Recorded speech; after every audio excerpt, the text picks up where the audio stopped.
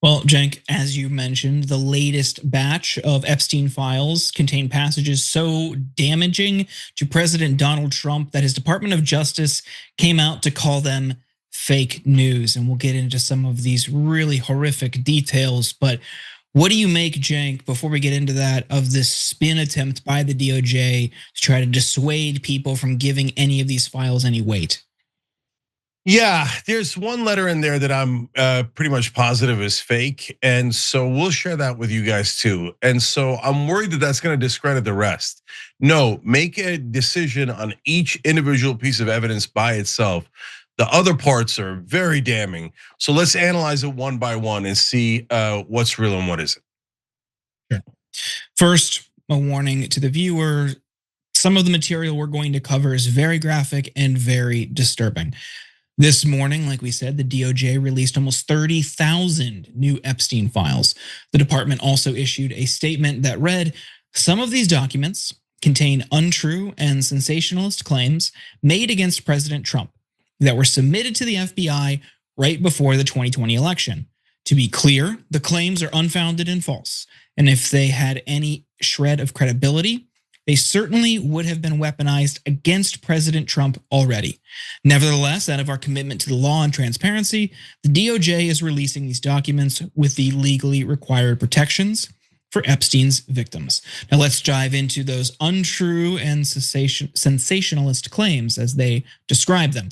We'll start with a letter that Jeffrey Epstein allegedly wrote to Larry Nassar. And if you aren't familiar or don't remember Larry Nassar, he's the former team doctor of the US women's national gymnastics team. He was charged with sexually abusing over 250 young women and girls. Epstein seemingly wrote the letter when he was in jail in 2019. It reads in part, "As you know by now, I have taken the short route home. Good luck. We shared one thing, our love and caring for young ladies at the hope they'd reach their full potential. Our president shares our love of young, nubile girls.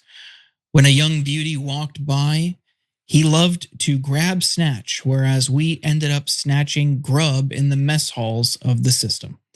The Department of Justice has disputed the authenticity of that letter, posting on Twitter today. The Department of Justice is currently looking into the validity of this alleged letter from Jeffrey Epstein to Larry Nassar, and we will follow up as soon as possible. In the meantime, 3 facts stand out. The postmark on the envelope is Virginia, not New York, where Jeffrey Epstein was jailed at the time. The return address listed the wrong jail where Epstein was held and did not include his inmate number, which is required for outgoing mail. The envelope was processed 3 days after Epstein's death. Later today, the DOJ announced they had officially determined the letter was fake.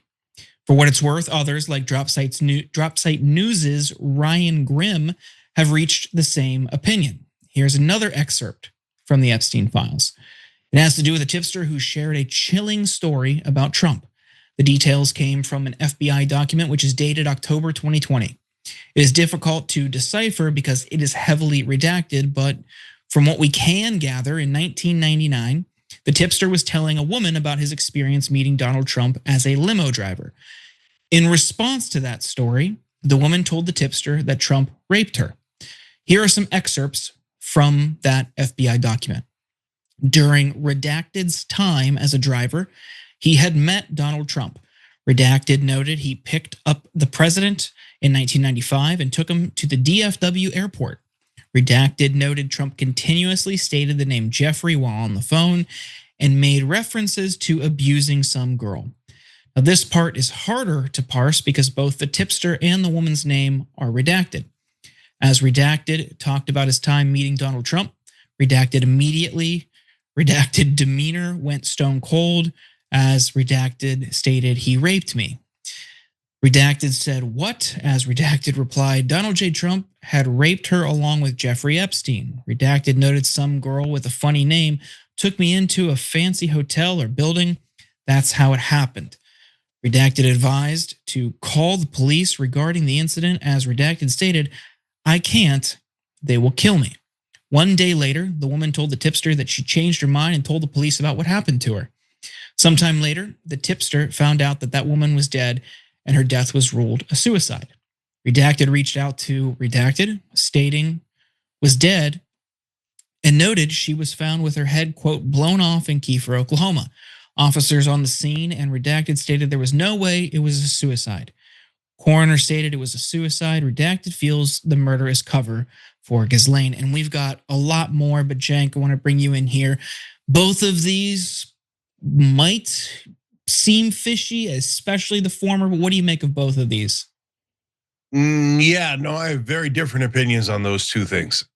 So the first letter, the minute I read it, I thought this is BS. So, and in fact, I don't want that letter disregarded. I want it tracked because whoever sent that letter, it might be a rando, right? Or it might be someone who actually did the killing of Jeffrey Epstein. Why? Because there's a million things wrong with that letter. First of all, nothing's misspelled. Jeffrey Epstein couldn't spell if his life depended on it, okay? And so that's just like tiny little clue number one. Number two, really, Epstein, one of the worst child abusers, is talking to Larry Nassar, the other super terrible child abuser, and they say, but Trump is worse than us. Man, that is awfully convenient, right? And then the third thing on top of that is, oh, I am going to take the shortcut home, as you will soon find out. I am committing suicide. It is definitely suicide. Is it, brother? Is it?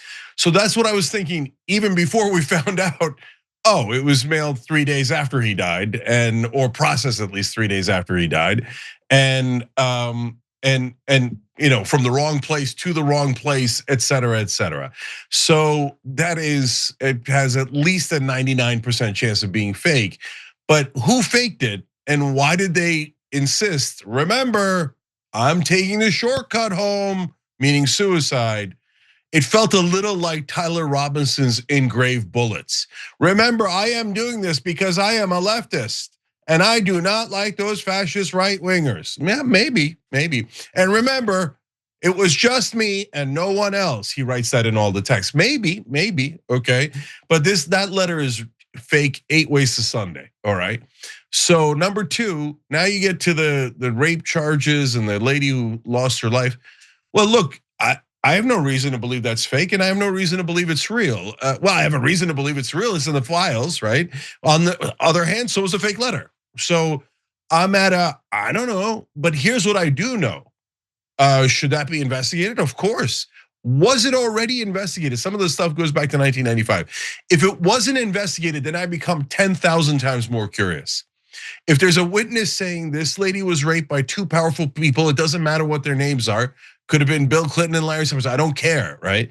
But two very powerful and wealthy people raped this girl, and then all of a sudden she blows her head off after she was worried they were going to kill her. Brother, you better look into that in a big way before you dismiss it as, I bet that's crazy, nothing to see. Is it true that the local cops thought there's no way it's a suicide? I mean, look, a lot of the Epstein victims wound up committing suicide, including Epstein, right? Giuffre, they say Virginia Giuffre committed suicide. Yeah, I know. She said she was depressed, et cetera, but that's also usually a good cover story. So, look, if it's not investigated thoroughly, then I turn around and go, that's super weird. Why wouldn't you investigate that, no matter who was involved? So, no, that one we have no reason to believe is fake. I certainly wouldn't just trust it on its face alone. Both of them require significant investigation, but the fact that if the second one was not adequately investigated, that would be another red flag. Yeah, I'm with you on the first one. I would need to be proven otherwise, but until then, I'm just going to assume that's someone who tried to send in a fake letter. Again, I don't want to credit the DOJ or anything like that, but the timing on some of these are very suspicious. It's all right in the run up to the election. It's a mess. If you look at some of the early files that were released, they're taking from everything. It wasn't just stuff that they gathered through their own intelligence gathering or their own investigation. It was just catch-all, anything that could possibly relate. That's why you had an entire page-by-page scan of someone's book in the first batch of documents. So this, I think, for the most part, that letter is just somebody being a crank. Maybe not, but I would need to see evidence otherwise that also addresses like the really suspicious flags about the date, where it was postmarked, that kind of stuff.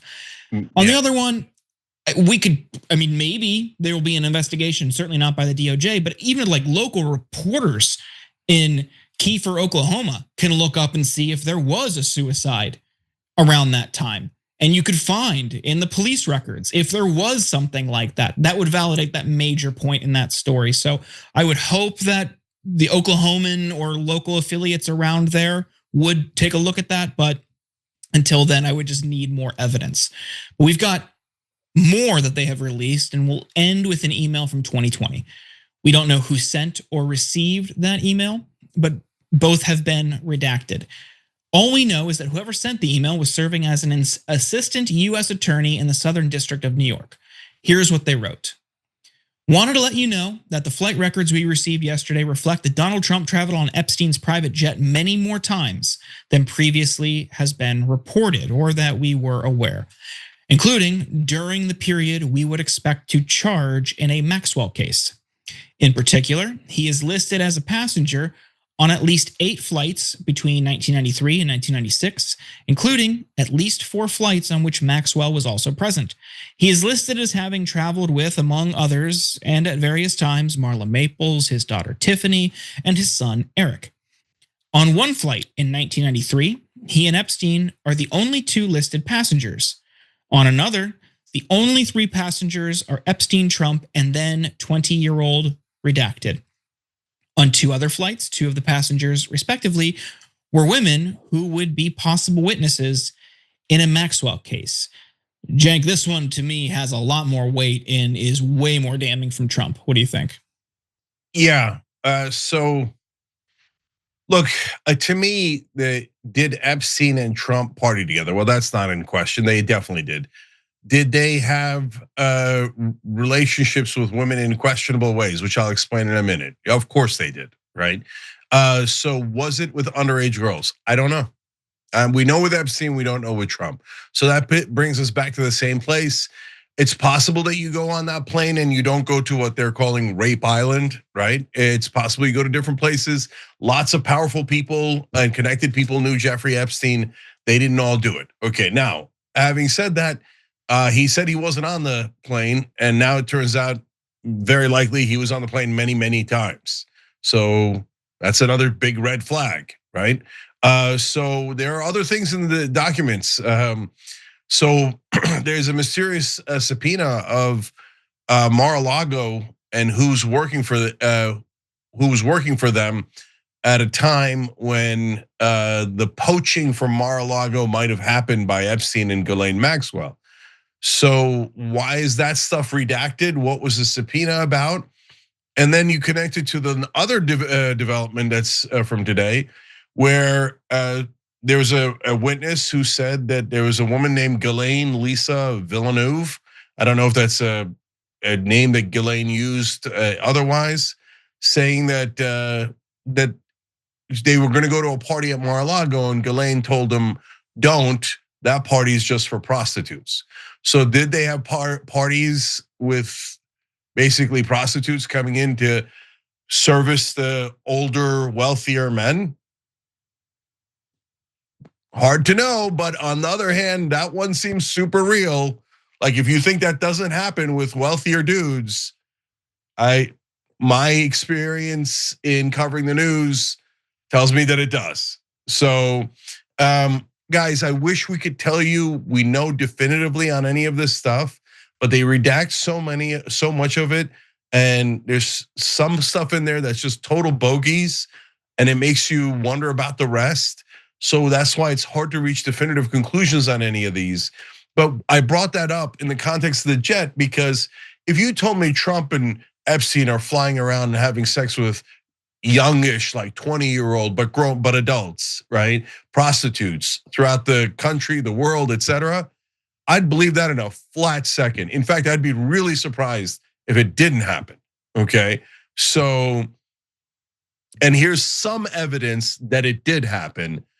You do that with that what you will. Jordan, do you reach any conclusions from this? On this one, I mean, this is something he's disputed, right? The whole time he's, I knew him, but I cut him off. They're saying, look, not only were they close, we knew that. There's photos and videos of that proving that they were close. But I'm almost certain he disputed ever being on that plane. And now we know not only was he on it, he was on it a lot. And I think this point where he said it was this redacted name said, including during the period we would expect to charge in a Maxwell case. Something that Trump has long maintained is that their friendship ended before any of this stuff was known. And the reporting, especially over the past several months, has shown no, it was maybe at its peak during that period where it was publicly known. I mean, the letters, the acknowledgement, the association extended well beyond when Trump will admit that they were friends. And this adds another layer to that and another piece of supporting evidence that not only were they were close when everybody knew that this was going on. Yeah, last couple of things for me. Look, guys, if you think nothing untoward happened when Trump and Epstein were friends for decades, you're cray cray. Of course, bad things happen. The only question is how bad, right? And all this circumstantial evidence about what was happening at Mar-a-Lago and the masseuses that work there and the women who work there and the poaching back and forth between Epstein and Trump, that also is problematic. How problematic? It's frustrating that it's nearly impossible to know right now, right? So, but I think we could all agree on what Marjorie Taylor Greene is saying. Believe it or not, that's a funny sentence that I didn't think I'd speak 2 years ago. Anyway, she tweeted, "This is horrifying. Trump called me a traitor for fighting him to release the Epstein files and standing with women who were raped, jailed in stalls, and trafficked to men. Only evil people would hide this and protect those who participated. I pray for these women." So no matter what you think about the veracity of every piece of evidence in here, and by the way, she refers to the stalls because there was another story about how Epstein kept some of the girls in stalls like horses, and the men would come by and check out the goods and then select. Like crazy stuff, okay? And so that's why she refers to that. So we can all agree they all hit it, right? So no matter who did it, Trump hit it, all the Democrats hit it. They all the presidents hid all of this information. And look, Jordan, there's an extra layer of skepticism that I have here, because as a lot of in the stuff that's the most fake in some ways, it keeps pointing to Trump. I have every incentive in the world to say that it's Trump. I don't like Trump at all. I've never liked him. I think he's a giant con man. I think he's bad for the country, okay? Very bad for the country. But as everything is saying, look there. It's like a magician's trick. You should be looking somewhere else. And in none of these articles from traditional media do they ever talk about the intelligence agencies. So Epstein was somehow involved in the Iran-Contra affair, was organizing planes and making deals between the Israeli secret intelligence and US secret intelligence and the Iranians as a civilian. Golly gee, I wandered into the middle of Iran-Contra, right? But yet we're told, look there, squirrel, but never ever mention the intelligence agencies. So when I see, Epstein committed suicide, but there's no video of the hallway, there's no guards, there's no nothing. And then there's a convenient postcard. Remember Larry Nassar, it is us and Donald Trump together. And I am committing suicide of my own volition. Okay, man, I don't know. Look at the intelligence agencies. That is by far the most likely answer. Yeah, and first of all, the reason we're seeing this is because of the discharge petition from Thomas Massie, a Republican, and Ro Khanna, a Democrat. Trump, his administration denied these existed. They said they didn't have anything. They said there's nothing to see here. we've released everything.